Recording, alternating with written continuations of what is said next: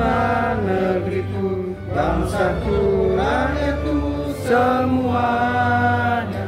Bangunlah jiwanya, bangunlah badannya untuk Indonesia Raya. Indonesia Raya, merdeka, merdeka, tanahku, negeriku yang ku cinta. Indonesia Raya, merdeka, merdeka, hiduplah Indonesia Raya. Indonesia Raya, merdeka, merdeka, tanahku, negeriku yang ku cinta. Indonesia Raya, merdeka, merdeka, hiduplah Indonesia Raya.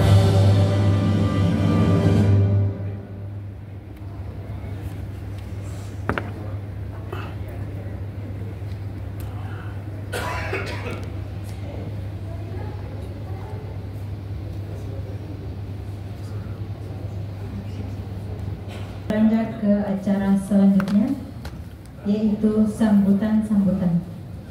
Sambutan yang pertama akan disampaikan oleh Direktur Haidar Alwi Institute kepada Bapak, disilakan.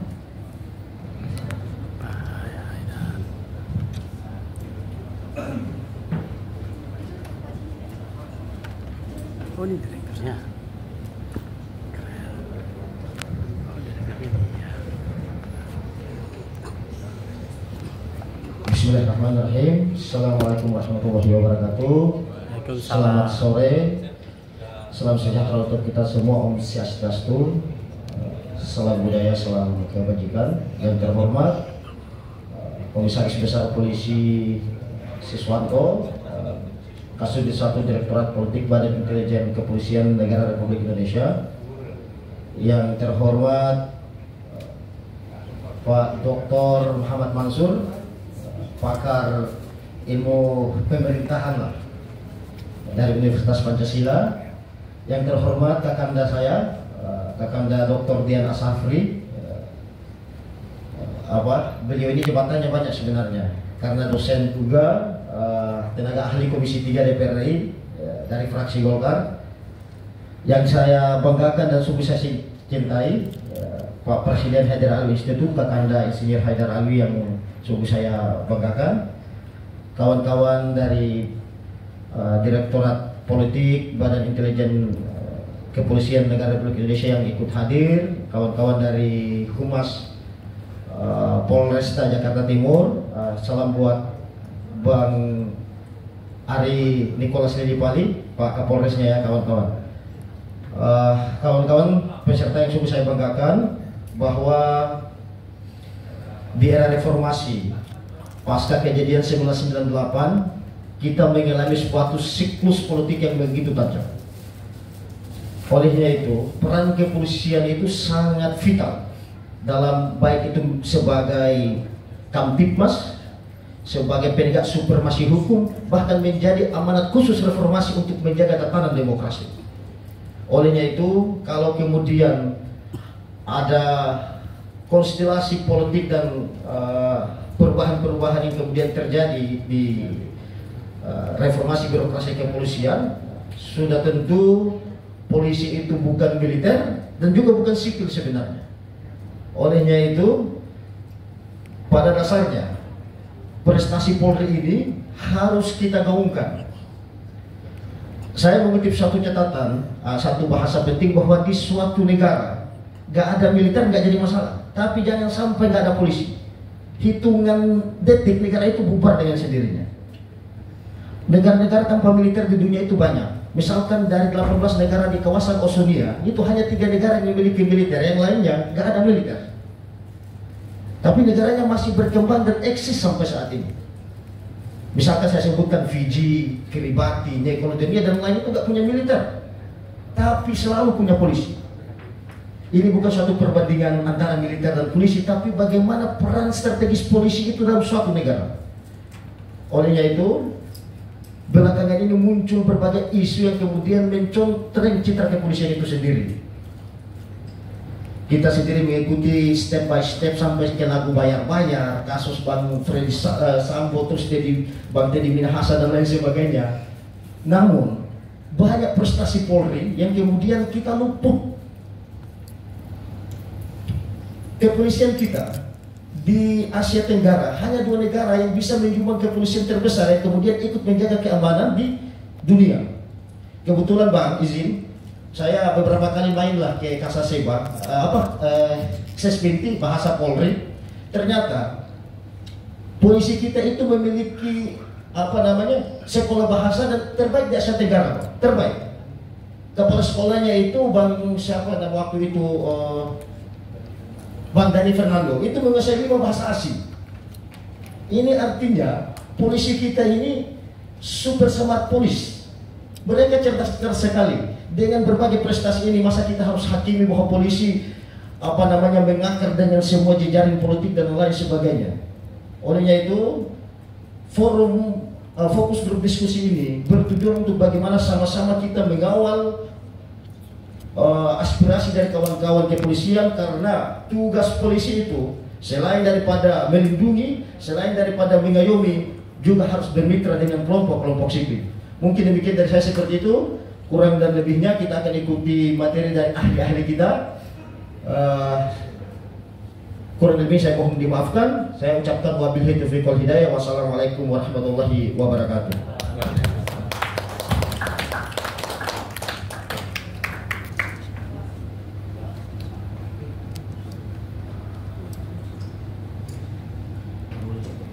Kita beranjak ke acara selanjutnya, yaitu sambutan Direktur Politik Baintelakam Mabes Polri kepada Bapak Adi. Silakan.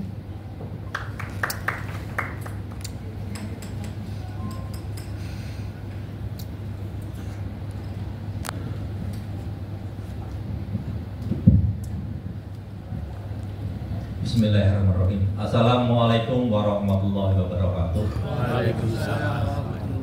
Selamat siang, salam sejahtera bagi kita sekalian. Shalom, Om Swastiastu, Namo Buddhaya, dan salam kebajikan. Yang kami hormati Bapak Presiden Direktur Haidar Alwi Institute, yang kami hormati juga Bapak Muhammad Mansur, dan kami hormati juga Bapak Dian Asafi, yang ahli Komisi 3 DPR RI. Yang kami hormati juga seluruh hadirin Bapak Ibu sekalian, yang mohon maaf tidak dapat kami sebutkan satu-satu.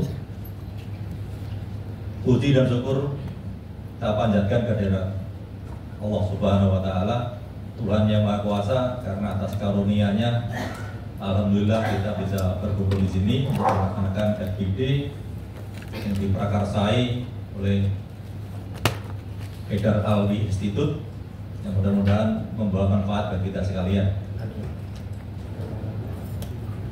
Sebelumnya kami perkenalkan diri.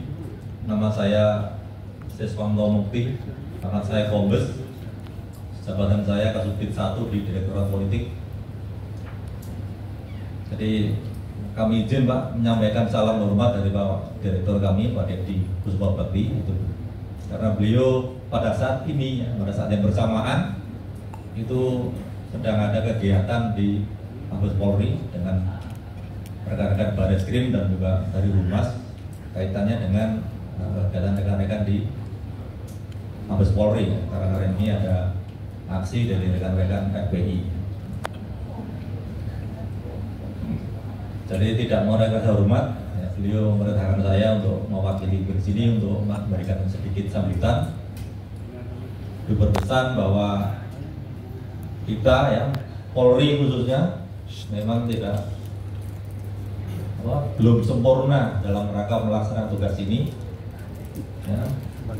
Dan tugas kami itu hanyalah melaksanakan amanat undang-undang atau Undang-Undang Dasar 45, khususnya pada pasal 30 ayat 4, yaitu sebagai alat negara untuk penjaga Kamtibmas, penegakan hukum, dan yang penting adalah melindungi, mengayomi, dan melayani masyarakat. Ya, dalam perjalanannya Polri sampai saat ini, ya, saya yakin bagi rekan-rekan sekalian banyak sekali melihat celah-celah negatif atau celah-celah yang kelemahan-kelemahan Polri yang bisa kita saksikan setiap saat. Dan itulah kami juga merasa kami belum sempurna dalam melaksanakan tugas pokok kami. Oleh karena itu, kami perlu dukungan daripada Bapak Ibu sekalian, pada rekan-rekan sekalian, untuk menyempurnakan apa yang sudah kami tetapkan sebagai pelindung, pengayom, dan pelayan masyarakat sekaligus penegakan hukum. Ya, kalau tadi disampaikan oleh Pak Sabri, mohon izin Pak Direktur ya, menyampaikan memang Polri ini bukan militer tapi bukan sipil. Tapi kita sudah mengikuti undang-undang peradilan sipil. Jadi kalau ada polisi yang melakukan pidana, kita sudah sama-sama disidik dengan aturan sipil. Itu ya, dalam perjalanannya sini polisi saat ini mungkin banyak sekali yang dihujat. Ini ya kami memang, saya katakan tadi, jauh dari sempurna.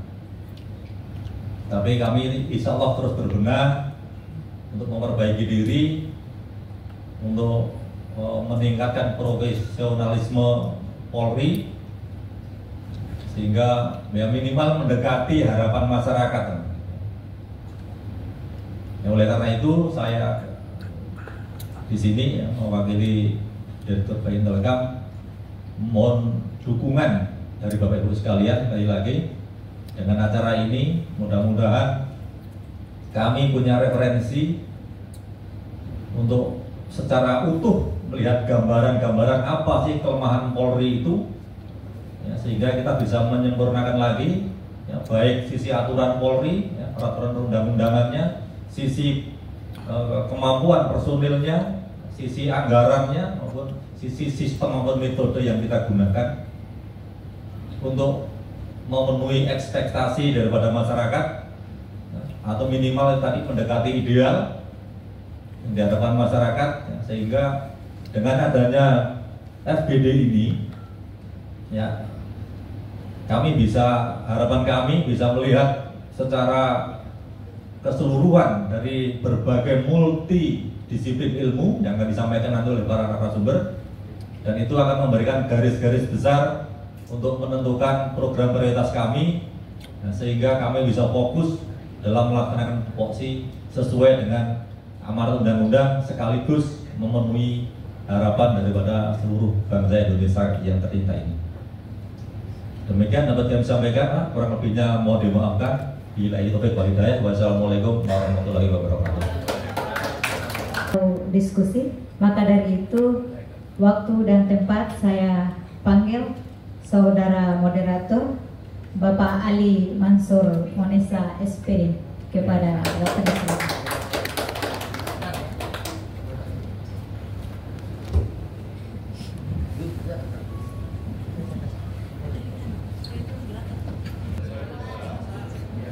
Selamat sore teman-teman semua, para hadirin yang hadir pada sore hari ini.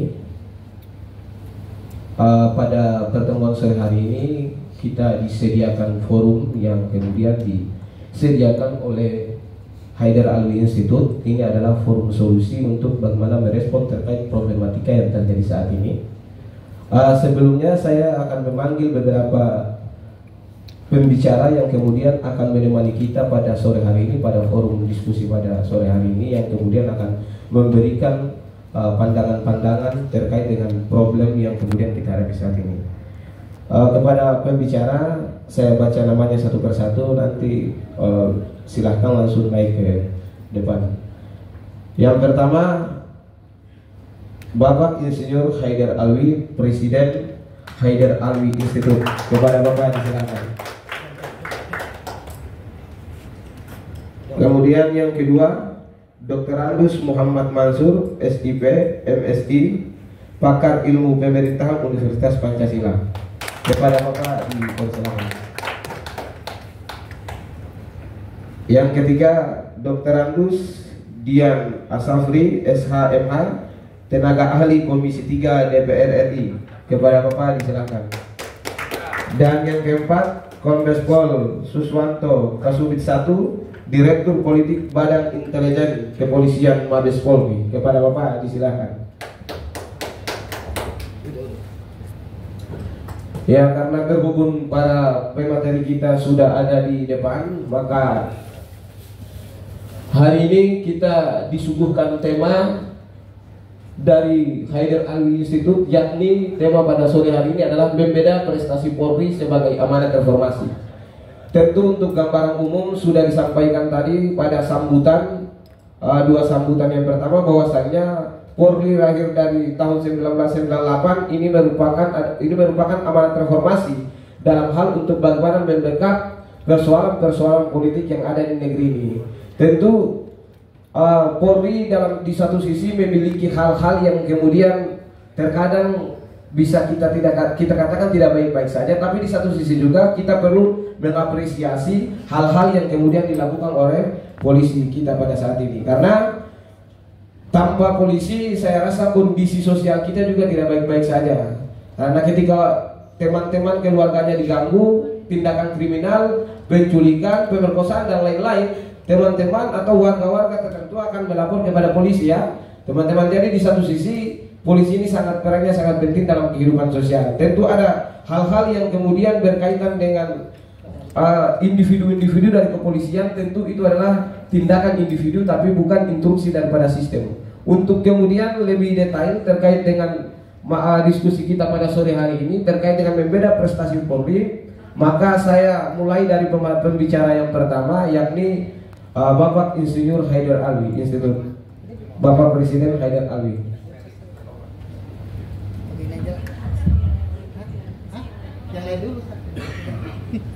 Terima kasih Pak Moderator. Assalamualaikum warahmatullahi wabarakatuh. Om Swastiastu, Namo Buddhaya, salam. Silakan Mas. Bisa lewat. Makalah sudah saya buat dan mudah-mudahan masing-masing yang ikut di FGD ini sudah menerima. Perlu saya kasih tahu bahwa Haider Alwi Institute membuat kajian khusus tentang peran polisi di masyarakat, dan apresiasinya itu direncanakan tidak hanya sekali ini saja. Jadi sekali ini judulnya itu yang tertera di situ, terus berikutnya juga kita sudah punya rencana besar. Untuk berikutnya mungkin akan kita bahas mengenai KUHP. Jadi sesuatu yang di masyarakat atau di pemerintahan berhubungan dengan polisi dan masih abu-abu atau butuh pendapat dari masyarakat, itu akan kita angkat dari Haider Alwi Institute. Itu intinya. Pertama-tama saya mengapresiasi dulu di bawah kepemimpinan Bapak Jenderal Listio Sigit Prabowo, merupakan Kapolri yang luar biasa, betul-betul Kapolri yang terbuka dan humble, dan beliau membuka kritik untuk teman-teman yang bekerja di kepolisian secara kafah, kalau dalam bahasa agama Islamnya kafah, secara menyeluruh. Jadi dia buka betul-betul lebar kepolisian ini demi untuk kemajuan polisi. Beliau buka betul-betul lebar-lebar betul untuk mengkritik polisi, apapun itu, disampaikan kemana, ke pers maupun ke DPR atau ke rakyat atau langsung. Dan saya melihat saya ini mengalami Kapolri bukan untuk membandingkan dan bukan untuk menguji. Saya mengalami Kapolri ini dari saya lahir tahun 63, di umur saya sekarang 62. Itu saya betul-betul memperhatikan Kapolri dari dulu, bukan sekali lagi bukan untuk membedakan Kapolri sebelumnya. Tapi saya melihat Pak Kapolri kita ini, Jenderal Listio Sigit ini memang punya kekhasan yang menurut saya luar biasa.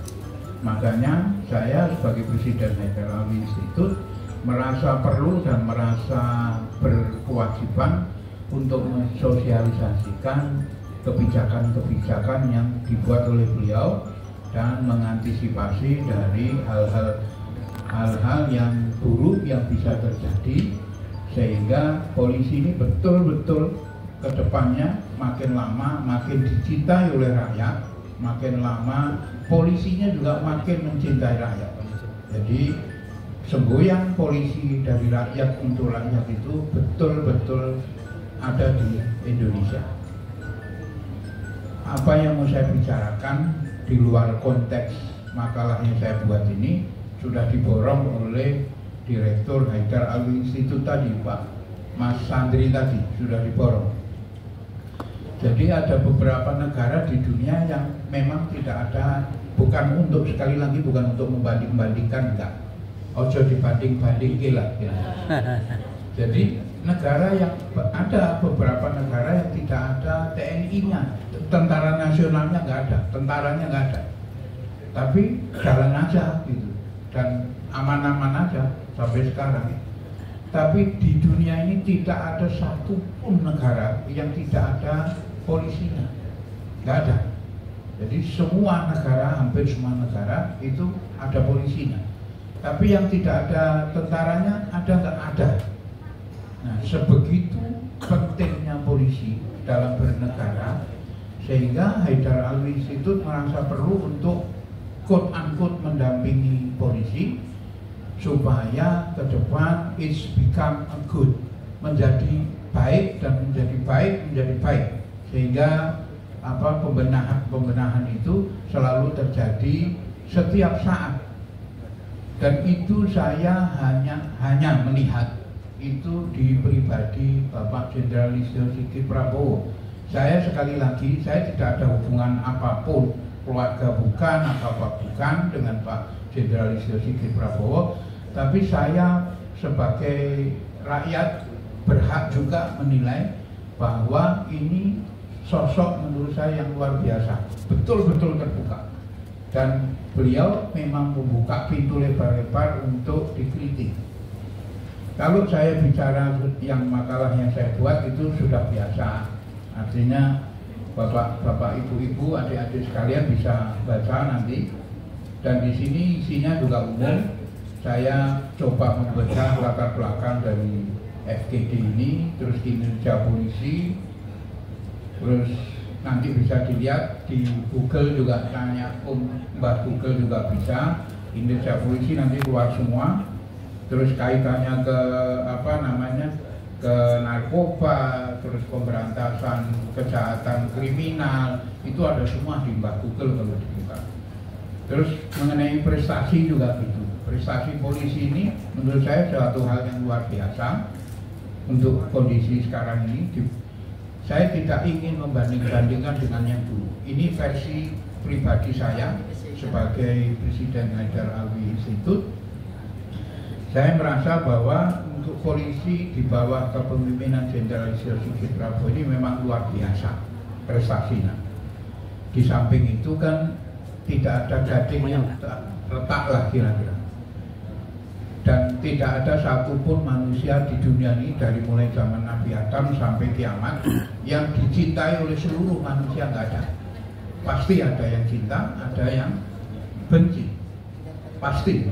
Jadi begitu juga dengan polisi di bawah kepemimpinan Jenderal Listio Sigit dengan semboyan prestasinya. Pasti ada yang suka, pasti ada yang tidak suka. Nah, itu buat kita tidak penting, dan rasanya buat Pak Listio Sigit dan polisi, jajaran polisi dengan prestasinya juga nggak penting gitu.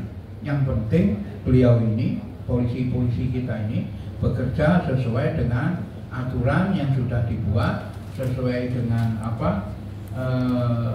joklak yang ada, sesuai dengan undang-undang yang ada, tidak melanggar hukum. Kalau melanggar hukum juga diadili. Beberapa waktu yang lalu saya sempat diskusi dengan teman-teman dari beberapa tokoh masyarakat. Ini agak nyimpang sedikit, tapi masih dalam koridor yang sama. Mereka membandingkan dengan undang-undang TNI Polri. Kalau polisi boleh bekerja di luar polisi, misalnya jadi dirjen atau jadi apa, kenapa tentara tidak. Itu kan pertanyaan itu. Sehingga undang-undang TNI itu kemarin sempat diributkan dan alhamdulillah sudah disetujui. Lah, saya bilang gampangannya kira-kira gini. Gampangannya ini lah kira-kira. Kalau polisi sekarang itu betul-betul sudah jadi murni sipil. Kalau dia salah bisa diadili di peradilan sipil. Sehingga polisi bisa jadi apapun di ranah sipil. Karena memang polisi itu sipil murni sebetulnya di undang-undangnya. Beliau bisa jadi gubernur, bisa jadi pejabat gubernur, dirjen dan lain sebagainya. Kalau tentara tidak, di peraturannya di undang-undang untuk TNI itu, kalau dia salah tidak bisa diadili di peradilan sipil. Kalau TNI salah itu diadilinya di mahkamah militer. Itu bedanya. Sehingga TNI lebih sulit masuk ke wilayah sipil dibanding dengan Polri. Nah, jadi di situ bedanya. Nah, hal-hal yang begini ini jangan sampai masyarakat diedukasi yang jelek, dibuat berita-berita hoax sehingga masyarakat tuh quote-unquote membenci polisi. Nah, itu yang saya nggak mau gitu. Masyarakat ini dengan kondisi polisi yang sekarang yang luar biasa menurut saya, sekali lagi menurut saya sebagai Presiden Haidar Al-Miked, yang luar biasa baik, bagus dan sudah hampir sempurna melaksanakan undang-undang yang dibuat oleh pemerintah dan DPR. Itu patut kita apresiasi. Jadi saya fair aja, menilainya itu fair aja, nggak neko-neko lah. Saya tidak punya kepentingan dengan polisi, saya tidak punya kepentingan dengan Pak Jenderal Listio Sigit Prabowo, tidak punya kepentingan apapun. Oh, kok ini Pak Haidar muji-muji yang bisa-bisa Pak Jenderal Listio Sigit, Kapolri terbaik segala macam, itu dari hati saya, pendapat pribadi saya sebagai Presiden Haidar Alwi Institut dan Presiden Haidar Al-Miked. Karena saya melihat kenyataan yang terjadi di masyarakat dan saya juga melakukan survei walaupun tertutup. Jadi saya telepon, saya catat, hasil surveinya ada di rumah, dibantu oleh teman-teman memang. Dan kepuasan masyarakat kita terhadap perilaku polisi itu, menurut survei yang saya lakukan itu hampir 96% kok. Walaupun dilakukan survei yang lain hanya 78, nomor 1 di penegakan hukum dibanding dengan yang lain. Tapi untuk TNI Polri, polisi itu dan TNI Polri itu nomor 1 dibanding dengan Kejaksaan, KPK, DPR, itu nomor 1 di angka 79% hasil surveinya, kepuasan masyarakat. Belum lagi kita bicara kalau dunia, polisi kita ini salah satu terbaik loh untuk ukuran dunia. Jangan macam-macam. Betul nih. Baca aja di berita-berita internasional ini, polisi kita ini menempati tempat urutan yang lumayan baik dibanding dengan polisi seluruh dunia. Bisa dicek itu. Tanya aja sama Mbak Google itu mengenai survei. Di makalah yang saya buat juga ada itu tahun 2024 polisi berhasil terkait tindak pidana dan lain sebagainya. Di sini ada nih. Ini saya buat di makalah saya juga ada penilaian terhadap polisi di seluruh dunia. Jadi yang kita lakukan ini mengedukasi masyarakat supaya membantu juga polisi untuk berbenah. Bukan untuk macam-macam, nggak ada urusannya, nggak ada urusan saya dengan polisi. Jadi dengan adanya kontrol dari masyarakat, sehingga polisi kita ini it's become a good, menjadi baik, bukan baik. Baik itu susah, tapi menjadi baik tiap hari ada perbaikan. Itu yang perlu kita lakukan terhadap polisi kita, sehingga tujuan ujung polisi milik rakyat dan dicintai rakyat dan polisi untuk rakyat itu betul-betul bisa dilakukan. Saya sebagai salah satu ketua Dewan Pembina Ikatan Alumni ITB sekaligus ketua sebagai pembina Kasmaji. Kalau dia bilang Kasmaji itu artinya keluarga alumni SMA di Solo. Nah, saya juga dengan teman-teman ITB, dengan teman-teman SMA 1 saya juga bicara-bicara hampir sama lah kira-kira, nada-nadanya juga hampir sama. Kira-kira penilaian terhadap polisi juga begitu. Jadi di start awal ini kita mengadakan FGD, untuk berikutnya lanjut terus, dan itu terkait dengan kepolisian kita. Nanti mungkin suatu saat setelah beberapa kali nanti pindah materi ke KUHAP atau ke TNI, Polri, TNI atau ke Kejaksaan dan lain sebagainya, ke DPR sekalian. Nah, tujuan kita hanya untuk memberi masukan kepada aparat penegak hukum, kepada pemegang kebijakan untuk menjadi lebih baik lagi. Saluran yang ada yang resmi di rakyat kan melalui DPR untuk usulan. Nah, ini salah satunya juga kita mengadakan FGD ini, dan saya harap nanti hasilnya juga bisa diflorkan, dimuat di seluruh media massa, sehingga aparat-aparat polisi itu dari atas sampai ke lini paling bawah pun bisa ikut mendengarkan atau ikut menjadi saksi FGD ini, bahwa ini bertujuan untuk perbaikan untuk teman-teman polisi di seluruh Indonesia, baik di Mabes maupun di tingkat yang Polres, Polsek dan lain sebagainya sampai ke tingkat yang paling bawah. Kenapa saya memerlukan untuk membuat FGD ini? Dalam rangka melindungi teman-teman polisi dari fitnah dan hoax yang selama ini sering ada berkeliaran di media massa. Apa itu? Ya banyaklah. Sebagai contoh misalnya isu pakai coklat lah segala macam. Ya isu-isu yang menurut saya tidak bertanggung jawab. Masa polisi diomongin partai coklat misalnya. Terus mengenai polisi berpolitik dan lain sebagainya. Menurut saya itu hoax yang perlu kita bantah dan kita berantas. Karena polisi ini di bawah ini bekerja dengan sangat baik, sehingga nanti takutnya juga kinerja mereka juga terganggu dengan adanya isu-isu yang menurut saya tidak bertanggung jawab. Di samping itu juga karena mungkin kepentingan politiknya juga terganggu, sehingga usul supaya polisi dikembalikan ke zaman jahiliyah, kira-kira gitulah. Zaman jahiliyah itu apa? Polisi berada di bawah TNI lagi, polisi berada di bawah, jangan di bawah presiden langsung, di bawah menteri dalam negeri. Kalau saya bilang jawabnya itu sederhana, gampang banget. Kalau polisi berada di menteri dalam negeri, nanti Kapoldanya berada di bawah gubernur. Terus nanti kontrol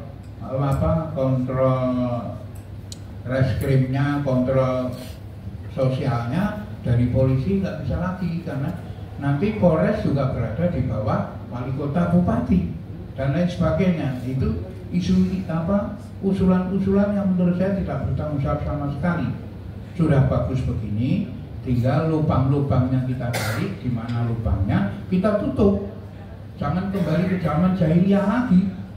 Kalau kembali ke zaman jahiliyah lagi nanti susah. Yang susah siapa? Rakyat. Lawang yang gaji polisi itu juga rakyat. Nanti yang susah yang gaji, rakyatnya sendiri yang susah.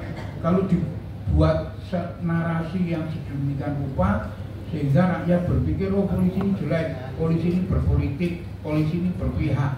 Nah itu yang kita berantas pelan-pelan ke depan, sehingga masyarakat menjadi melek bahwa polisi ini sudah bekerja dengan baik. Polisi ini menurut saya sudah bekerja dengan sangat sempurna, terutama di bawah kepemimpinan Jenderal Listio Sigit Prabowo, sehingga perlu kita dukung penuh. Lubang-lubang yang ada disampaikan saja, nanti kita diperbaiki oleh Pak Jenderal Listio Sigit dan aparat ke bawahnya. Pasti kok, mereka pasti, saya tahu persis di mana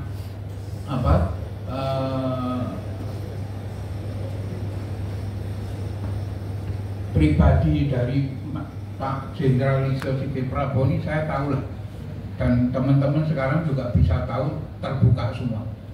Berapa ormas-ormas itu hampir bisa direct kok, telepon langsung ke beliau. Selama ini jarang lah ada Kapolri begitu, bisa direct langsung telepon, langsung mengeluh, masyarakat juga bisa langsung. Saya kira saya tidak ingin berlama-lama di sini. Nanti mungkin disambung dengan diskusi setelah semua narasumber yang ada di sini menyampaikan makalahnya, dan saya minta enjoy di sini, santai aja. Kalau ada pesan yang manis, yang pedes, yang pahit, yang asem, segala macam sampaikan di sini.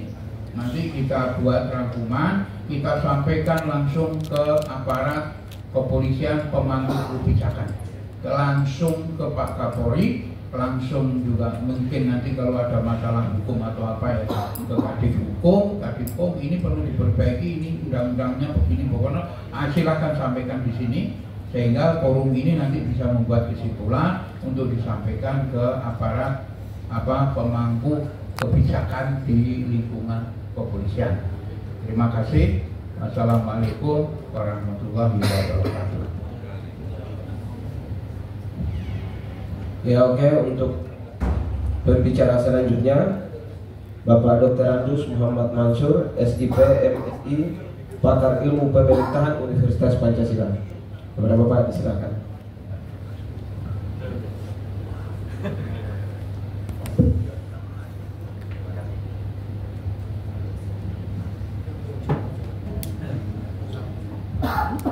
Assalamualaikum warahmatullahi wabarakatuh.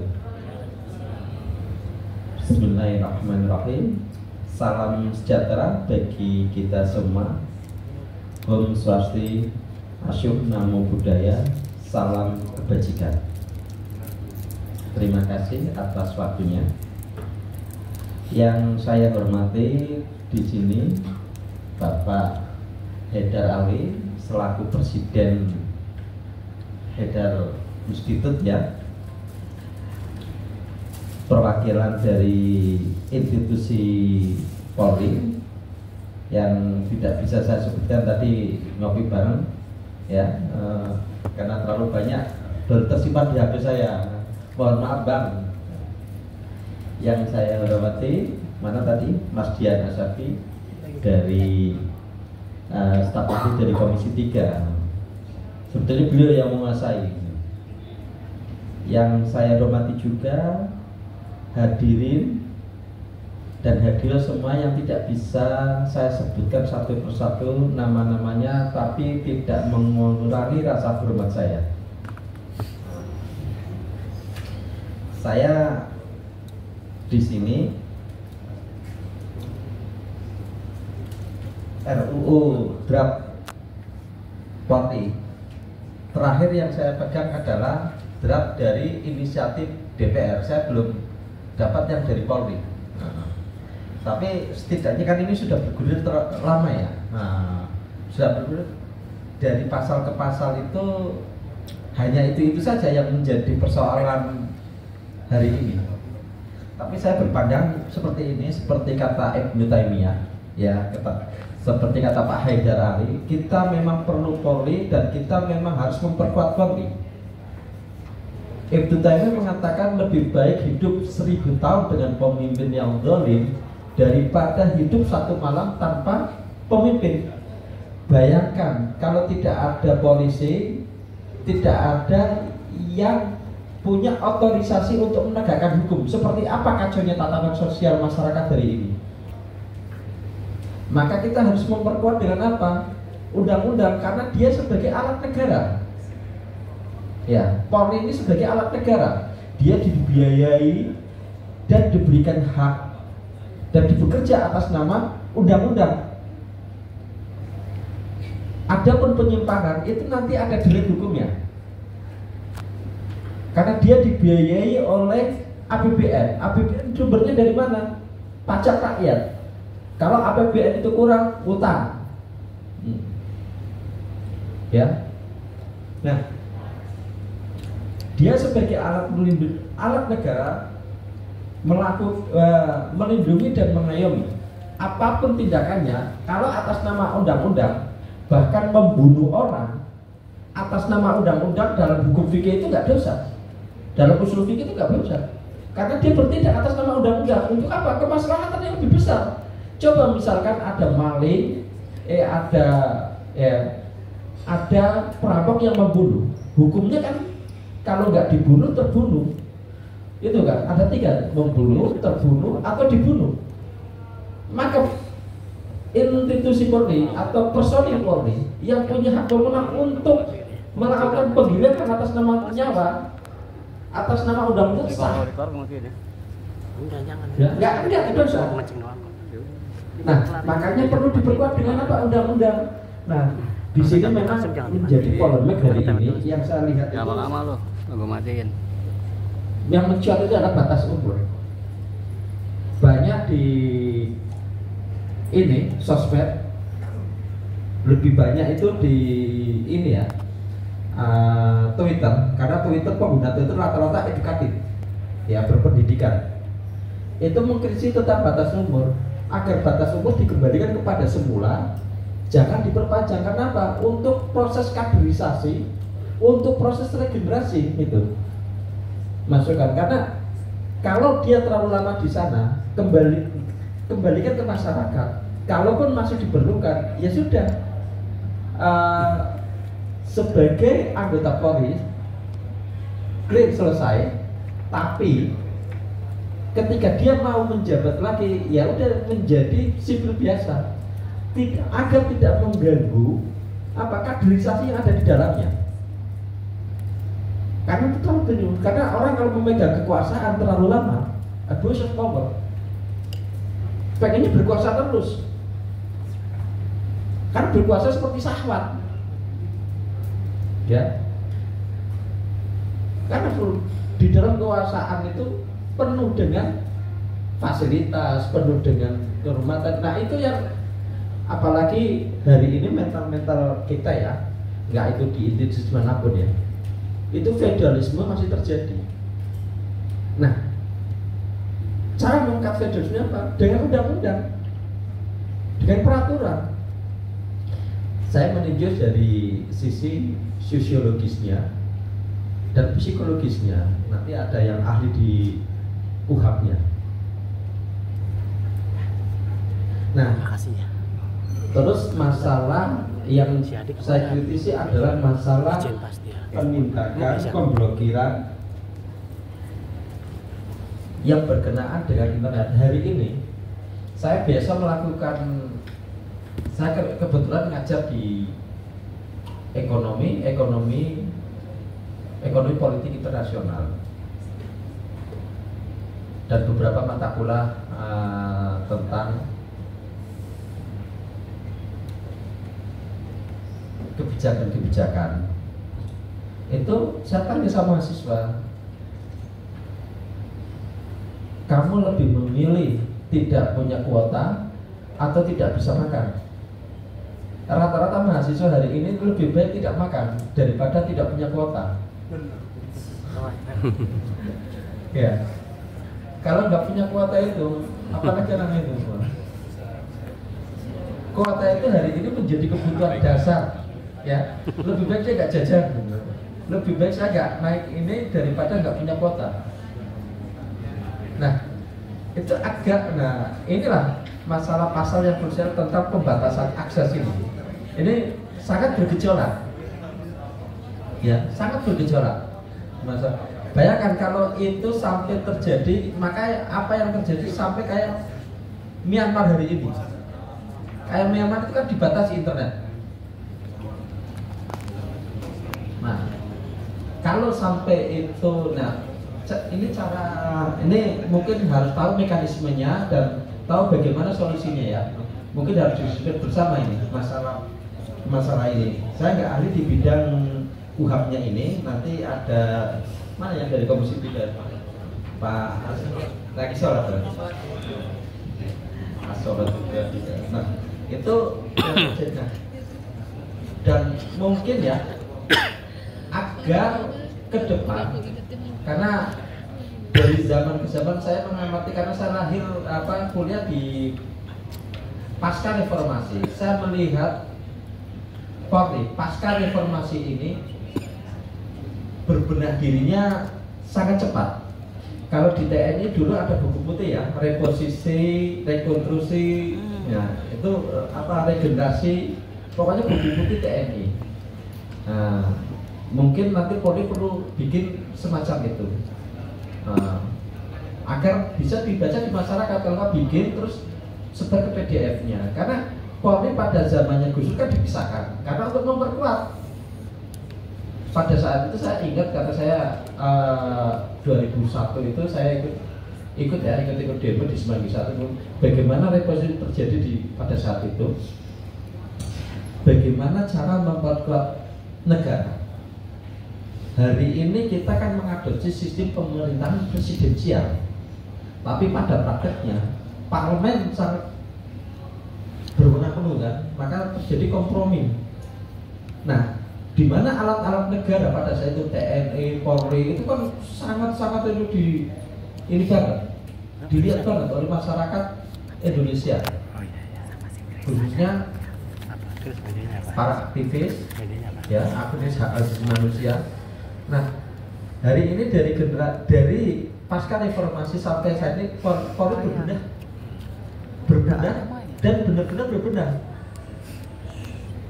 Mungkin ya belum sampai pada sifatnya al-kamil ya, sempurna. Tapi ya hari ini semua kan butuh proses ya, baik dari sisi pendidikannya, baik. Nah, saya bandingkan dengan negara-negara maju ya, saya nggak melihat kayak Jepang gitu ya, Jepang, Korea, terus negara-negara Eropa.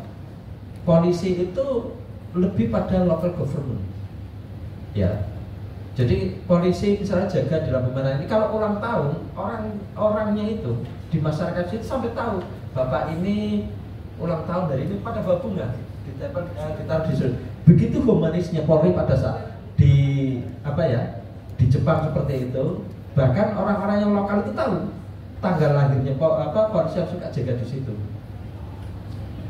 Nah, ini kalau saya dalam sisi itu lebih mengambil pada sisi kesejahteraan. Nah, terus yang lebih ini lagi, saya sering menulis bahwa perlunya adanya undang-undang jeda antar waktu, bukan hanya bagi Polri, TNI juga iya, ASN juga iya, ya. Karena apa? Biar tidak dijadikan alat kekuasaan.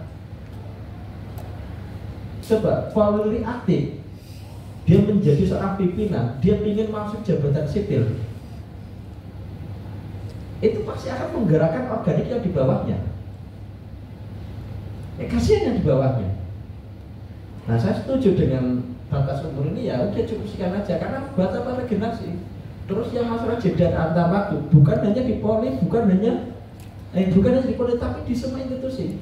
Di negara-negara maju, Jepang atau di Eropa atau Amerika yang saya baca, yang saya pelajari, itu ketika TNI aktif, Polri aktif atau ASN aktif, mau memasuki jabatan sipil, mau memasuki jabatan publik ya, bukan sipil, jabatan publik itu jeda antar waktu minimal 2 tahun. Kenapa? Biar psikologisnya hilang.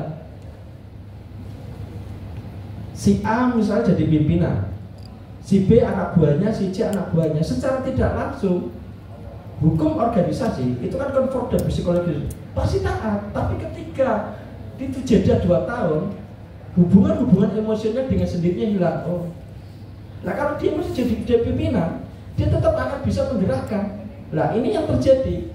Nah, memang ini belum sempurna, tapi ya nanti kita sebagai berbangsa, bernegara ke depan harus seperti itu. Jadi tidak ada feodalisme, jadi objektif semuanya. Ya. Mungkin itu dari saya. Buat akhirul kalam, nanti kita diskusi ya. Wa akhiru kalam wallahul muwaffiq illa aqwamut thariq. Wassalamualaikum warahmatullahi wabarakatuh.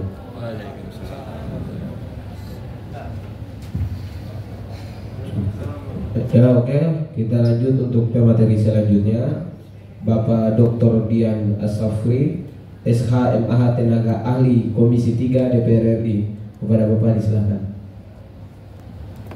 Ya.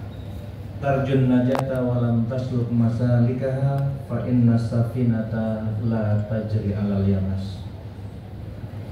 Pada kesempatan yang berbahagia ini, izinkanlah kami terima kasih mengapresiasi yang setinggi-tingginya kepada Haidar Alwi Institute yang telah mengundang kami untuk berdiskusi.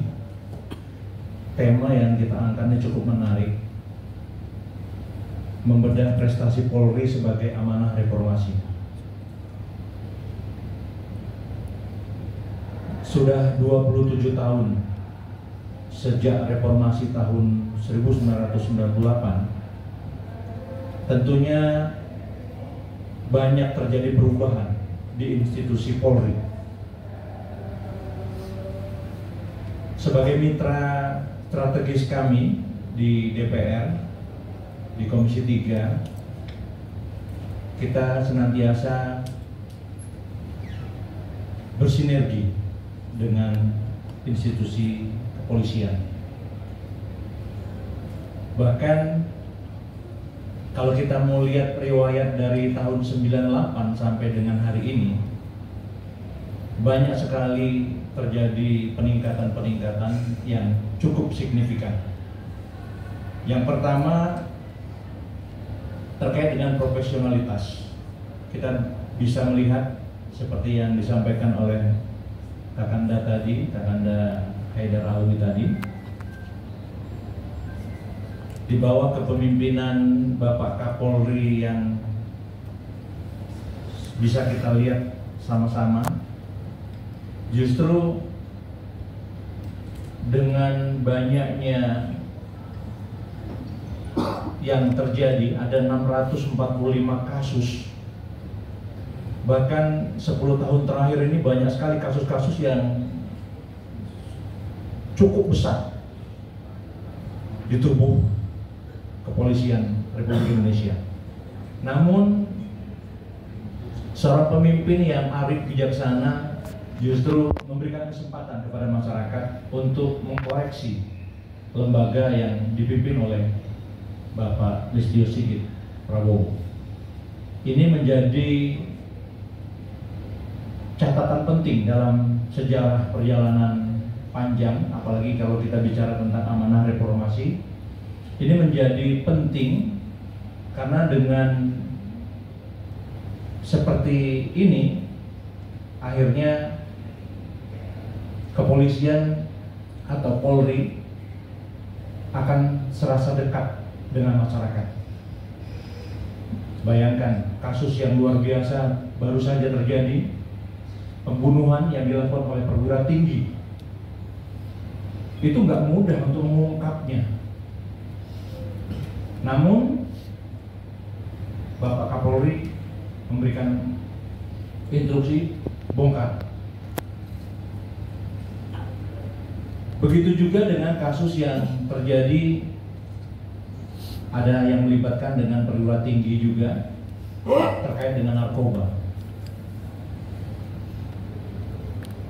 Penggunaan senjata api, narkoba, dan masih banyak lagi kasus-kasus yang lain yang tidak bisa saya sebut satu persatu di sini. Dari dua catatan penting ini, justru dari internal kepolisian lah yang membuka untuk bersama-sama dengan masyarakat mengontrol langsung jalannya persidangan. Ini kan menjadi poin penting yang ingin kita bahas pada kesempatan kali ini. Itu terjadi dari tahun Juli dari 2003 sampai Juni 2004. Itu banyak sekali yang terjadi. Namun yang bisa kita diskusikan,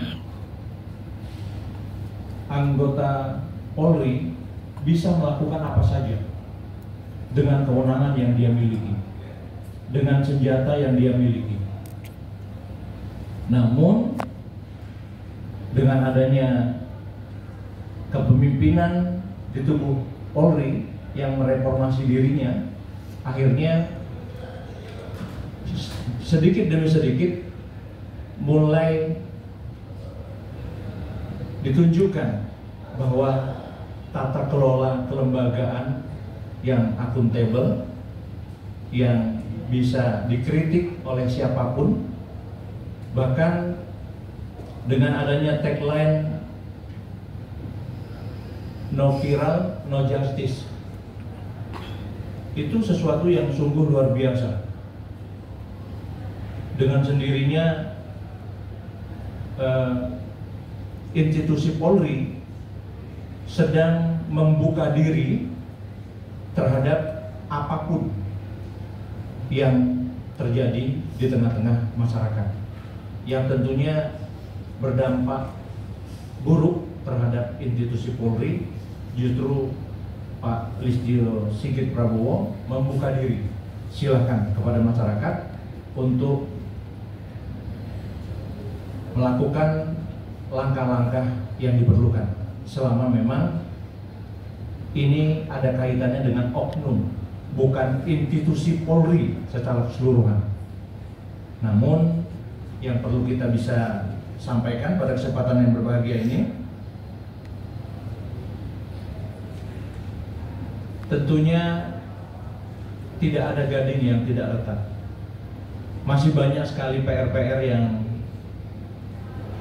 bisa dilakukan oleh institusi Polri, terutama terjadinya banyak suap di internal, baik itu promosi jabatan, baik itu mau jenjang karir, sekolah, kepangkatan, dan ini menjadi catatan-catatan sekaligus tugas berat dari pimpinan Polri, Bapak Listio Sigit Prabowo, dan alhamdulillah dengan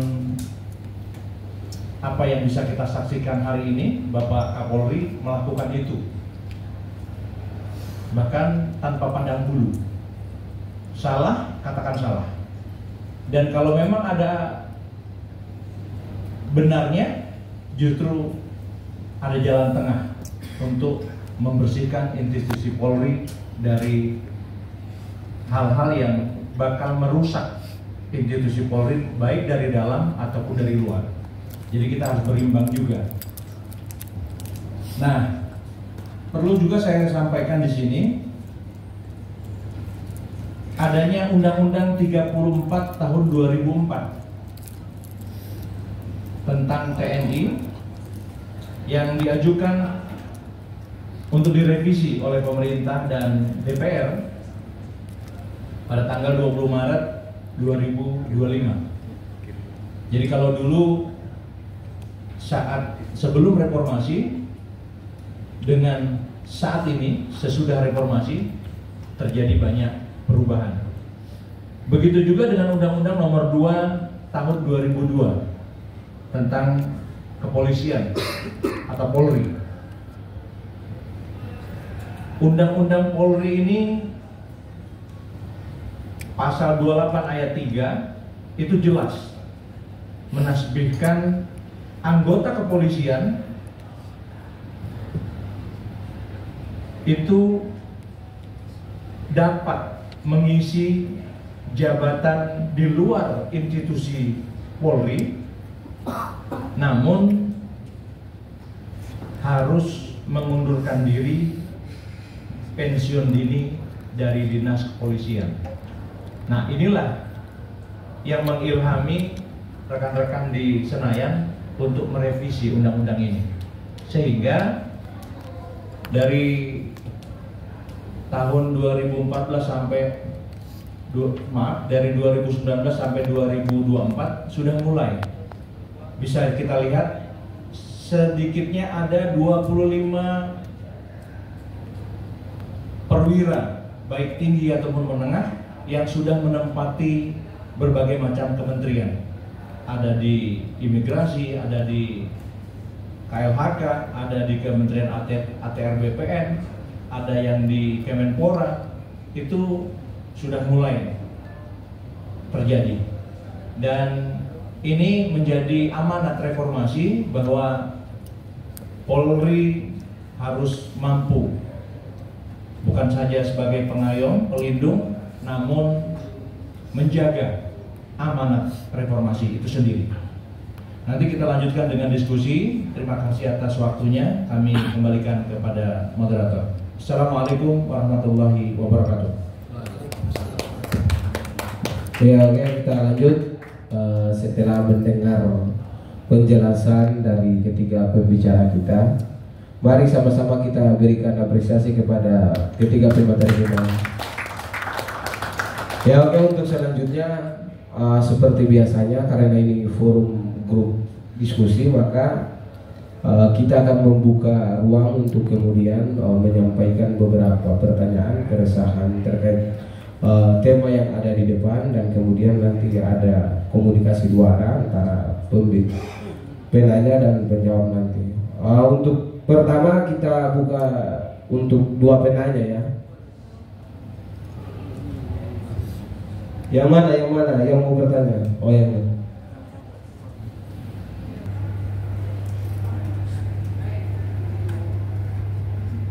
Saudara moderator, sebelumnya perkenalkan dulu, saya Rifda, saya dari Kohati BBHMI.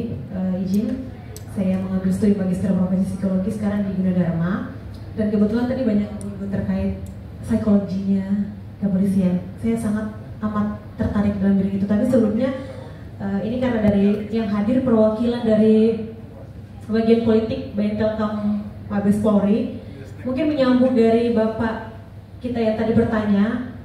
Sebenarnya Pak, izin Pak, sebenarnya biar kami mungkin di sini teman-teman aktivis juga bisa diterangkan bahwa sebenarnya akar persoalan itu di mana? Karena saya banyak bersinggungan dengan SDM atau psikologi, itu kan lebih ke SDM, bagaimana kapasitas seorang anggota Polri atau personil ini harus benar-benar, saya berharap tercerdaskan secara IQ dan emotional quotient-nya juga.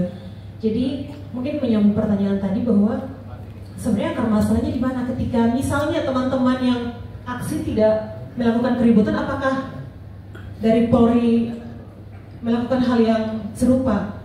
Saya rasa itu ada interaktif di situ. Jadi kebetulan Pak, saya cukup mengikuti kebelakangan ini 2 tahun kebelakang adik saya di Lantas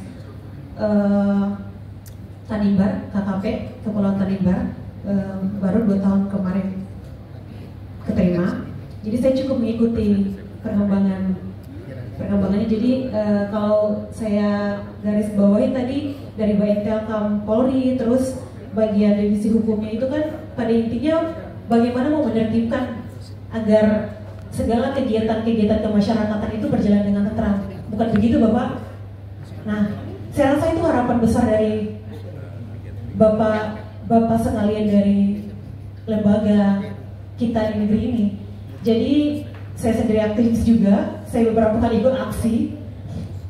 Dan kenapa kalau misalnya kita melakukan aksi dengan tertib, apakah akan terjadi hal-hal demikian? Saya rasa kalau teman-teman Polri atau Bapak Polri punya kecerdasan yang melampaui juga akan memahami itu. Jadi harapannya mungkin saya menyambung pertanyaan tadi lagi-lagi, sebenarnya apa yang menjadi akar permasalahannya mungkin bisa diterangkan ke kami, dan kira-kira tawaran atau harapan dan solusinya ke depannya seperti apa.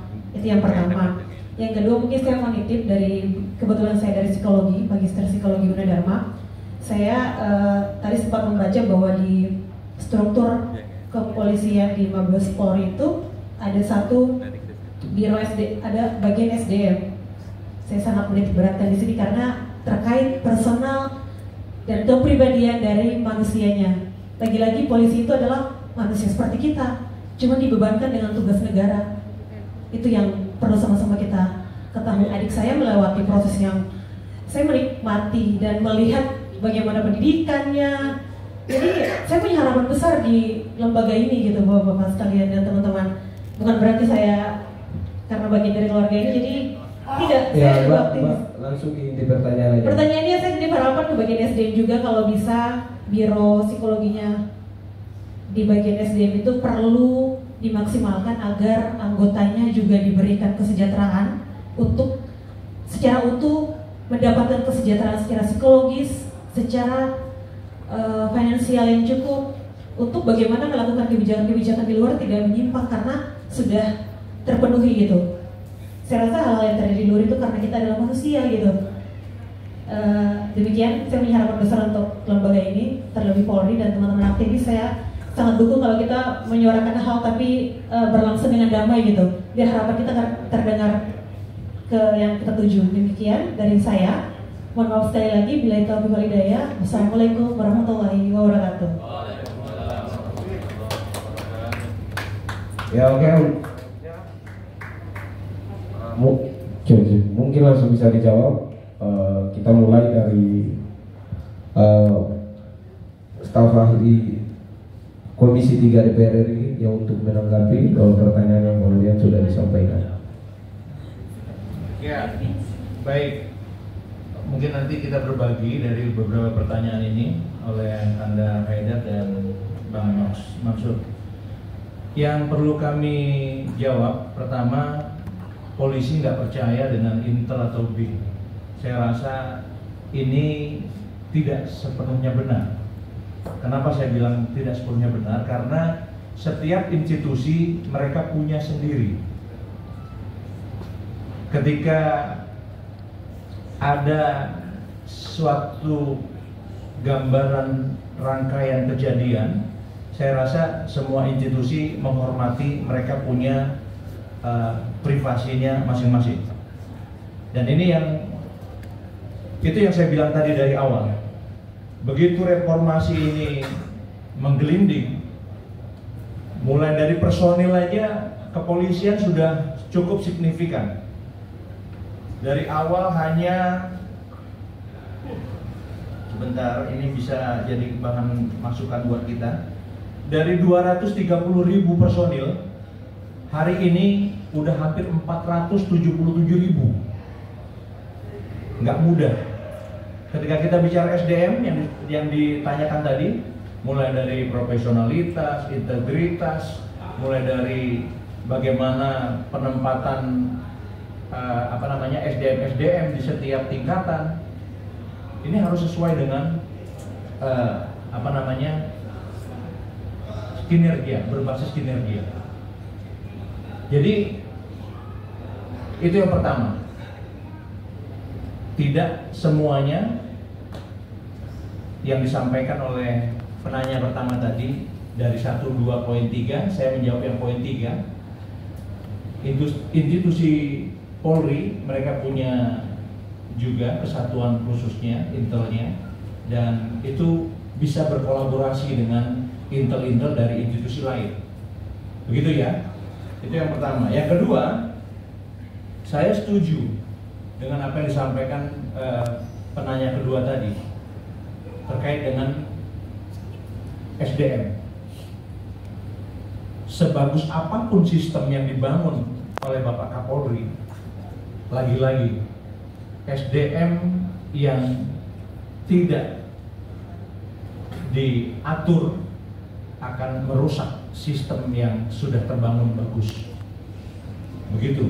Jadi ini memang menjadi diskusi kita pada sore hari ini terkait dengan banyak oknum-oknum yang sebetulnya ini menjadi PR. Banyak juga stigma buruk yang terjadi di tengah-tengah institusi penegak hukum kita. Namun yakinlah, dengan semangat yang dibangun oleh Bapak Kapolri, itu sudah memberikan angin segar bahwa ternyata apa yang terjadi di institusi kepolisian kita sedang banyak pembenahan di sana sini yang arahnya menjadi lebih baik. Terima kasih.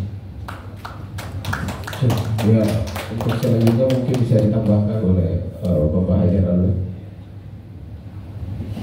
Terima kasih, saya langsung aja.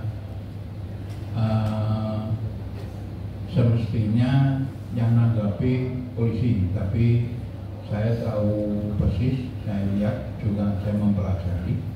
Pertanyaan pertama tadi menurut saya agak salah kaprah, cara nanyanya juga salah. Nggak apa-apa, kalau boleh kritik juga boleh mengkritik. Nah, gitu kira-kira. Kalau dikatakan Kapolri selalu dari Kabariskrim juga enggak. Contohnya Tito juga bukan dari Kabariskrim saya. Dia posisi awal sebelum Kapolri kalau nggak salah di BNPT. Terus setelah itu, sebelum itu Timur Pradopo juga bukan dari Bariskrim. Jadi kalau selalu dari Bariskrim, jadi enggak, ternyata enggak. Setelah kita teliti ke belakang, Timur maupun Tito juga enggak. Baru mungkin setelah itu Pak Karman, terus dan seterusnya Pak Idam Aziz. Terus yang kedua, sebelum nanya ketakutan ditangkap, diintimidasi. Sekarang tolong saya dikasih tahu, ada nggak orang yang mengkritik polisi terus ditangkap, digebukin sama polisi, terus diinterogasi? Nggak ada. Saya boleh jamin, nggak ada. Apalagi di bawah Jenderal Listio Sigit Prabowo, nggak ada. Kritiknya jauh lebih kasar, jauh lebih hebat. Polisi sampai dikata-katain yang luar biasa, itu nggak diapa-apain ternyata.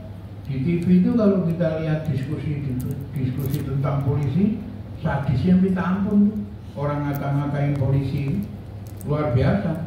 Nggak ada pun, satu pun nggak ada yang ditangkap tuh sama Pak Kapolri kita ini. Nggak ada satupun yang dikriminalisasi, ditangkap, terus diintimidasi, nggak ada. Jadi nggak ada dasarnya ketakutan itu. Itu yang pertama. Yang kedua juga usulan boleh aja. Tinggal usul aja, jangan bilang bahwa kok selalu dari Kabariskrim, enggak juga.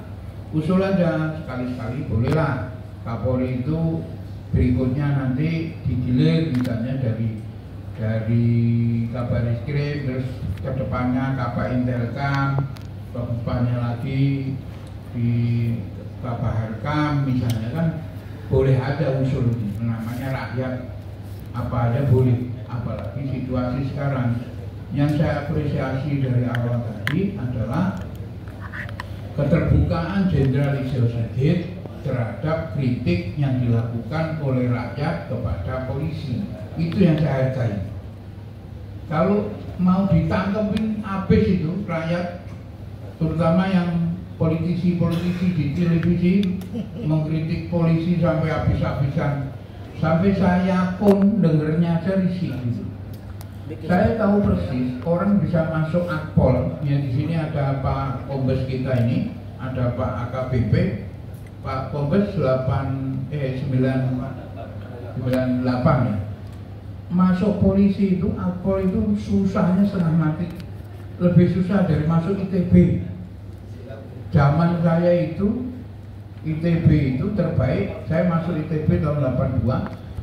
Itu paling tinggi seluruh Indonesia itu untuk masuk elektro ITB, dan saya kebetulan di elektro ITB. Masih kalah dengan teman-teman saya yang masuk Akpol. Susah Pak, tanya sama Pak Kombes, Pak Kombes kita itu, tanya sama beliau, susahnya minta ampun tuh masuk Akpol itu. Setengah mati itu masuk. Itu tes IQ-nya juga harus, psikologinya juga harus tinggi, nggak salah di atas berapa itu, 70 atau berapa dikatakan baik.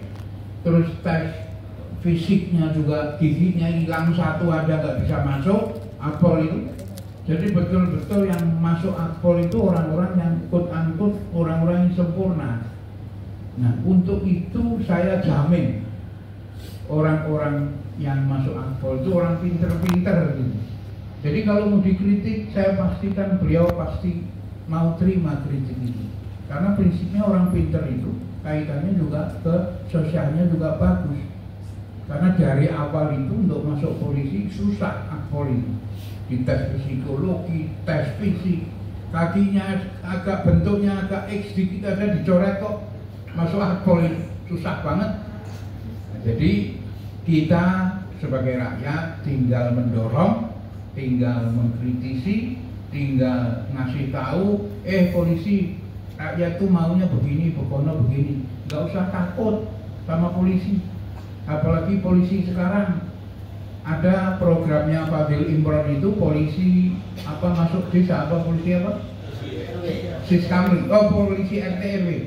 Polisi RT/RW tiap hari itu di rumah saya di BSD sana itu hampir tiap hari ada polisi RW itu datang ke rumah ngopi, ngobrol, ada masalah apa. Terus dari mana datangnya? Dari pasar, dari toko, dari sini, dari situ. Keliling kok mereka, itu jalan betul itu polisi RW. Itu ada, dulu ada nggak ada. Baru zaman Lisio Sigit Prabowo ini ada.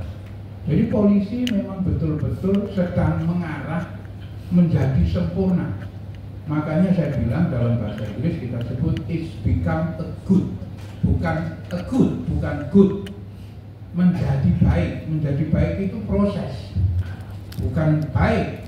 Polisi bukan baik tapi menjadi baik, terus berbenah diri sehingga rakyat bisa mengatakan oh ini polisi memang luar biasa baik.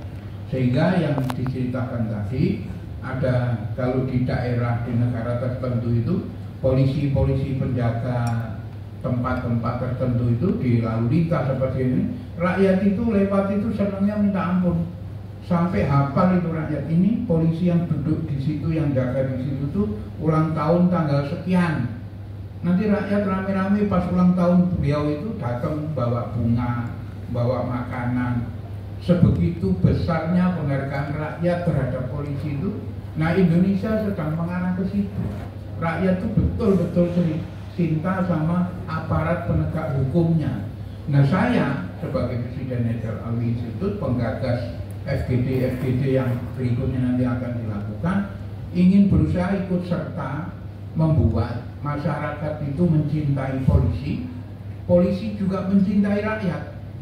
Jadi jangan cuma satu arah aja, rakyat cinta polisi, polisi juga cinta rakyat. Sehingga apa?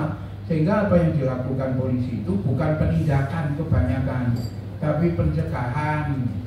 Polisi nasihati, jangan begitu sebelum. Kalau ada yang misalnya seperti di California atau di mana itu, ada polisi yang saya bacanya aja meneteskan air mata. Ada ibu-ibu maling susu dimasukin di dalam bajunya, terus begitu keluar ketahuan di CCTV sama yang punya toko dilaporin polisi, dibawa ke kantor polisi, diproses sama polisinya di justice collaboration. Jadi pemilik tokonya dipanggil, ini berapa sih duitnya? Oh sekian. Nah, ini saya ganti aja. Udah kamu bebasin ini aja. Nah, Indonesia sedang mengarah ke situ polisinya.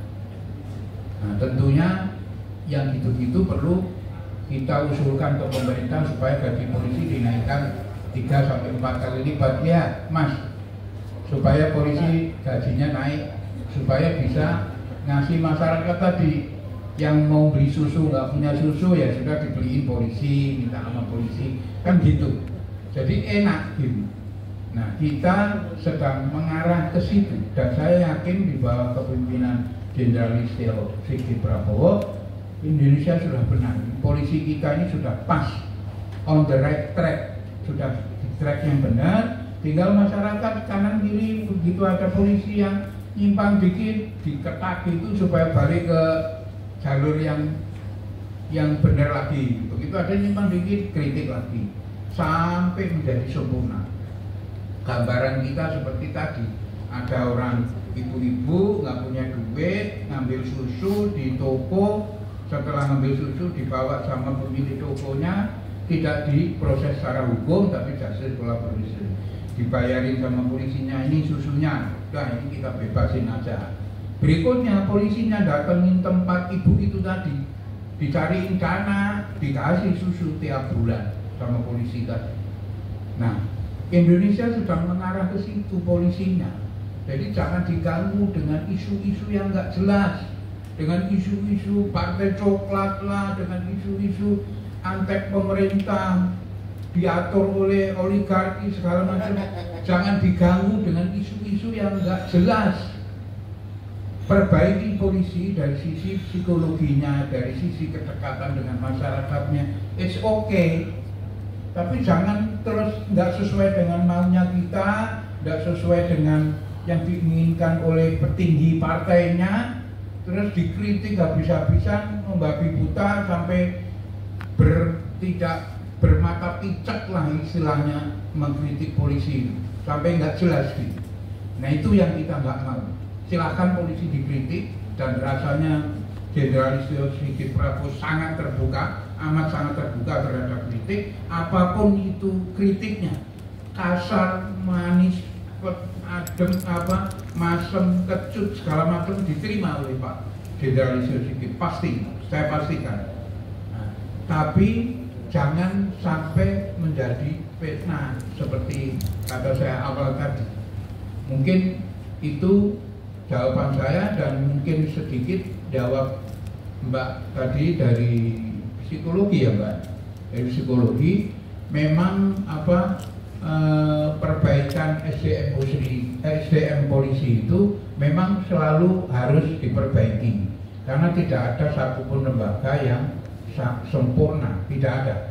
Nah, polisi ini karena dia berhubungan dengan rakyat langsung, maka secara psikologi juga harus diperbaiki. SDM-nya harus ditingkatin terus supaya polisi dari sisi sosialnya, dari sisi kemasyarakatan menjadi lebih baik. Dari awal masuk polisi itu sudah psikologinya juga harus baik, nilai tes akademiknya juga top, harus top. Terus nilai tes psikologinya juga tinggi, untuk standar paling tinggi polisi untuk tes ini, sehingga keluaran akpol itu betul-betul pikiran saya menjadi insan yang cukup sempurna. Tinggal setelah itu pembinaan yang dilakukan oleh lembaga kepolisian secara baik, sehingga polisi untuk rakyat, dari rakyat itu memang betul-betul bisa tercapai. Nah, mungkin dari saya segitu aja, dan saya kembalikan ke Pak Moderator yang luar biasa ini. Ya. Mungkin karena berhubung waktu dan memang karena dua penanya, ya saya rasa cukup dijawab oleh dua pembicara. Dan sebelum kita menuju pada akhir diskusi kita pada sore hari ini, sebelum mengakhiri diskusi kita, saya meminta untuk ketiga pembicara kita untuk memberikan closing statement sebagai bentuk satu ingatan buat kita semua ketika kita kembali dari lokasi diskusi ini, menjadi catatan penting yang akan kita bawa. Mungkin kita mulai closing statement dari Bapak Mansur dulu ya. Silakan Pak. Ya, terima kasih. Saya berpesan bahwa undang-undang atau RUU Polri ini harus bersifat kontekstualitas dan harus bisa benar-benar merefleksikan kebutuhan Polri hari ini. Jadi silakan ada unsur kepentingan tarik menarik, tapi lebih didasari pada objektivitas. Dan undang-undang itu harus diuji secara formil dan materi, dan bagi pelaksananya Polri harus diberikan perlindungan, ya, harus diberikan perlindungan dan harus diberikan budgeting yang cukup agar dia tidak melakukan penyimpangan. Nah, karena itu yang terjadi di lapangan. Mungkin kita sama-sama tahu APBN kita sekitar terakhir 3.000 sekian ya, 3.300, dan sekarang sudah tekor. Ini. Nah, kalau dibagi 3.000 plus, saya pernah menghitung 3.000 triliun bagi jumlah penduduk Indonesia itu sekitar 29 perak. Bagaimanapun juga dengan hidup segitu itu sangat berat. Nah, ke depan kalau APBN kita bisa 4 kali lipat dari APBN sekarang, itu ya mungkin bisa sejahtera semuanya. Tapi kalau hari ini kita nyetak duit, akan terjadi inflasi besar-besaran. Ya, karena PDB kita sangat rendah. Ya, PDB kita sangat rendah dan ya kembali lagi pada etos masyarakatnya. Jadi kita tidak perlu banyak impor ya.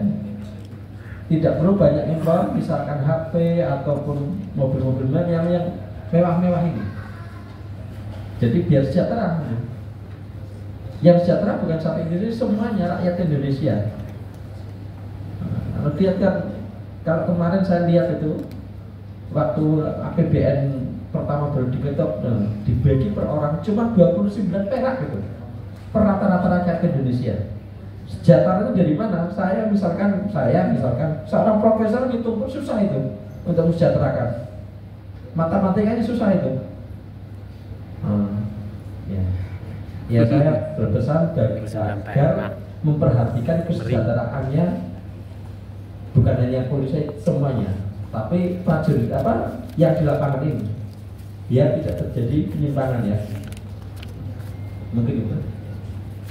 Saya kembalikan kepada lanjut ke closing statement dari Pak Haidar Alwi.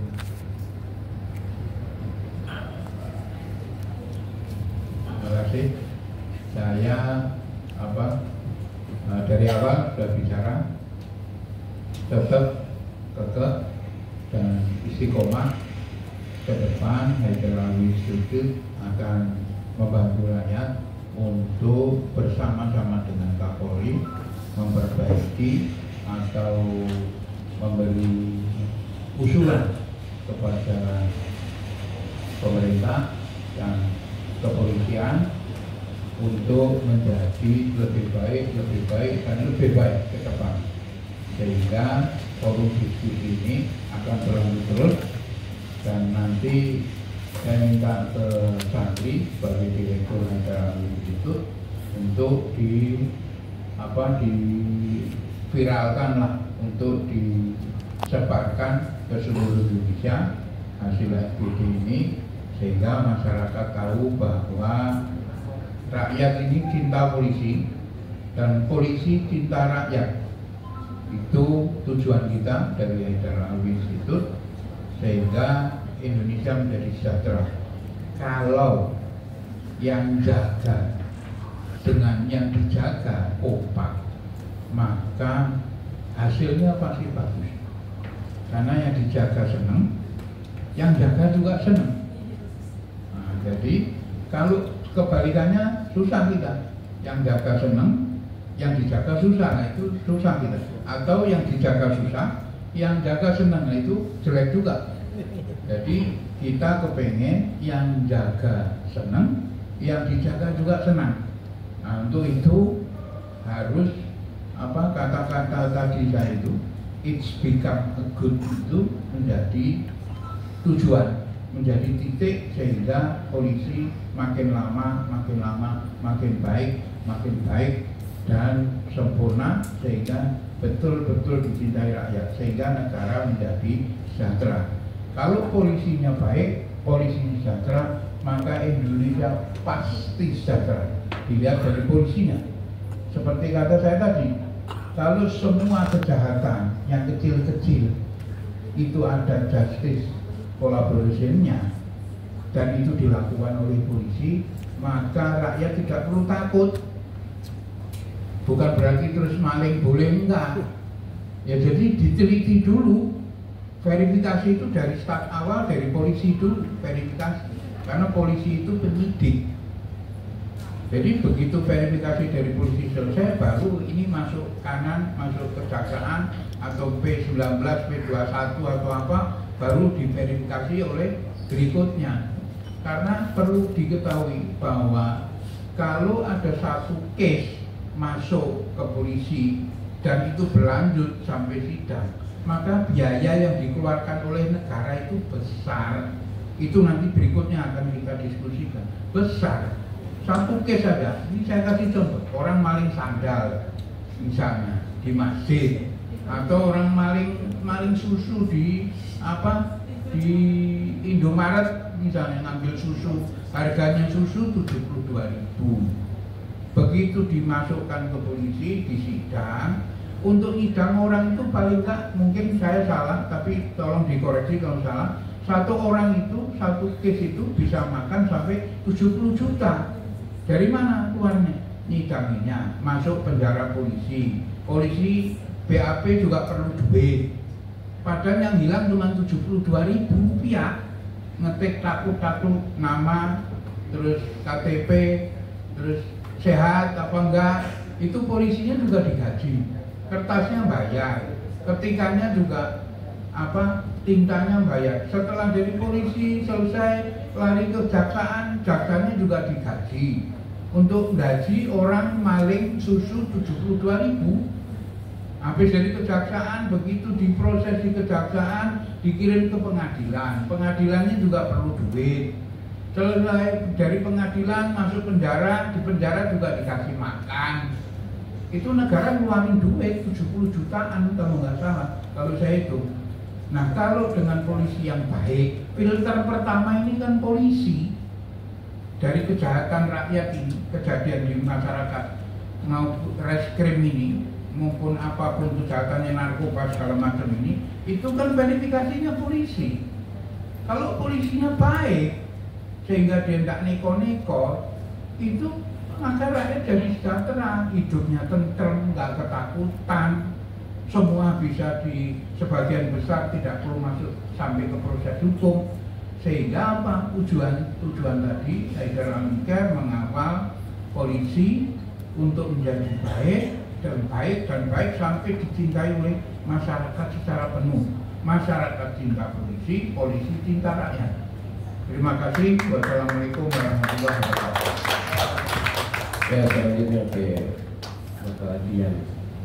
Ya, kalau closing statement saya jelas apresiasi yang setinggi-tingginya atas inisiasi gagasan acara ini, dan Haidar Alwi Institute harus menjadi motor penggerak untuk senantiasa menerjemahkan kewibawaan penegak hukum kita yang bisa dielaborasi dengan kegiatan-kegiatan di berbagai kementerian yang sudah ada perwira-perwira tinggi ataupun menengah yang di kementerian-kementerian, seperti Pak Purwadi itu jadi wakil menteri di Pan-RB.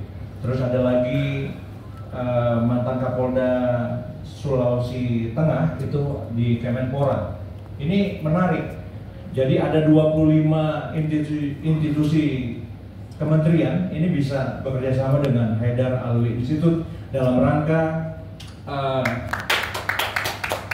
terus mengkampanyekan bagaimana profesionalitas Polri di bawah kepemimpinan Jenderal Listio Sigit Prabowo. Terima kasih. Assalamualaikum warahmatullahi wabarakatuh. Ya, oke, dengan berakhirlah statement dari ketiga pembicara kita, maka terakhir pesan dari saya bahwasannya dari apa yang sudah disampaikan dari awal diskusi hingga sampai akhir, untuk kesimpulannya, mari sama-sama sebagai generasi muda kita kembali untuk merenung apa yang kemudian sudah disampaikan. Akhir kata dari saya, burung diri yang burung cendrawasih, cukup sekian, terima kasih. Billahi fisabilil haq. Wassalamualaikum warahmatullahi wabarakatuh. Terima kasih kami ucapkan kepada pembicara dan seluruh peserta dan tamu undangan yang telah menjadi bagian dari inspirasi hari ini. Sebelum bubar, kita foto bersama dulu bersama pembicara kita.